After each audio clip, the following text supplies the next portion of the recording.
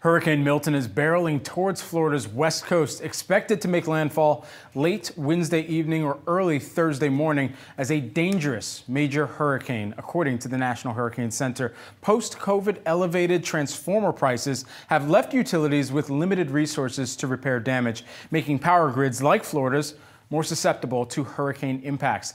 Let's bring in Archie, who's the CEO and president of Tampa Electric, an electric utility company serving more than 800,000 customers in Florida. Archie joins us now from Tampa. Archie, certainly wishing the best for you, your team, your family down there, as everyone is looking to stay safe. Just walk us through the preparations and ultimately what you're monitoring here in advance of the storm. Well, good morning, and thanks for having me on this morning. Here at in Tampa, quite frankly, all across Florida, hurricanes are something we're very familiar with. We train year round for hurricanes like this. In fact, this is the third hurricane we're dealing with this year. We dealt with Debby earlier, a couple of months ago, Helene, obviously just 2 weeks ago, and now Milton, which clearly seems to really be packing a punch. We train year-round. Our employees are up for this challenge. We operate a very robust, a very modern, a very resilient electric grid. 52% of our distribution grid actually lies underground, which will be helpful at a time like this. For this particular restoration, which is shaping up to be the biggest in our history, we have actually marshaled 5,800 utility workers from all across the United States, from as far away as Texas, Missouri, Illinois, that are currently, we have those resources right now marshaled up in southern Georgia so that they are out of harm's way, and they will travel down here after the storm has passed and begin to support our restoration. This is the largest set of utility workers we have ever assembled for our restoration, and it just gives you a sense of what we are bracing for here in Tampa. That certainly does give us a sense of what is headed your way. Archie, I've read so many articles here and coverage of this storm and the expectations for the devastating impact that this could really have on Florida's power grid.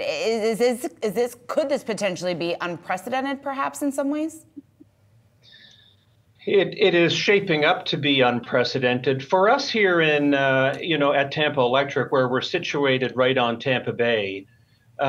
What's so important for us is exactly where the eye makes landfall, and because where you are relative to the eye really makes a difference. If this system passes to our north and we get the strongest surge, and what you can hear what's being forecasted, 10 to 15 feet. Clearly, that will have a catastrophic effect on some of our coastal communities, who are already dealing with some of the impact from Helene only 2 weeks ago.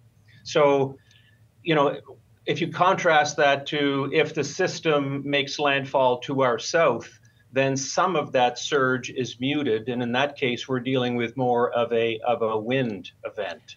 So at this moment, we're planning for both a surge, both a major wind event.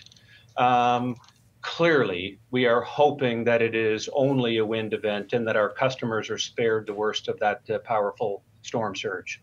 Archie, Florida has been experiencing a transformer shortage, and I know it has been due to a number of factors, part of this being some supply chain issues. When you're facing a storm like this, how much worse can that make that situation? And I guess how long will that then, or how much will that delay maybe restoring power here in the future?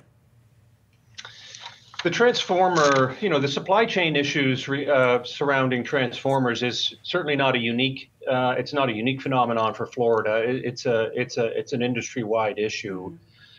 Here in Florida, because we are prone to hurricanes, we keep a very strong inventory of transformers for this very reason, so that if we get hit with a major hurricane, we have what we need in order to effect a timely restoration. So, clearly, the damage that is inflicted by Milton is going to be a function of where this thing makes landfall.